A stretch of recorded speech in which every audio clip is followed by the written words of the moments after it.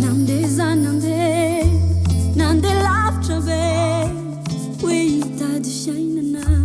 de nandao ny ray rehefa tonga tany e miatrena ny ala miatsisy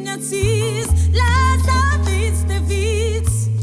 tsy nanangoana hoe bakeo mosary naloto ty vatako e zaho tsy misy hoentea tonga saina te uda miraiko tambatany ao zao snararirari ny haiko e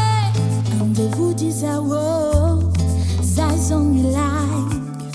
zay atongavako aniny ataoko na ialazany haiko e udy amzaiko zao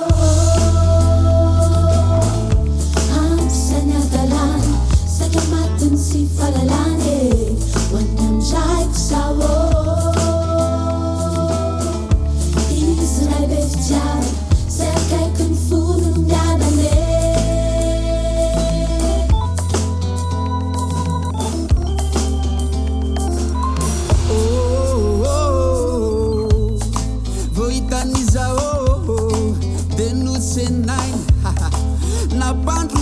Trano zao de no karakaray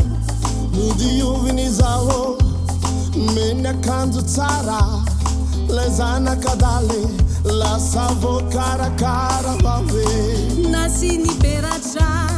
ny haiko efa reraka tena naovany fety tena mavety lasa zana tatine na de naty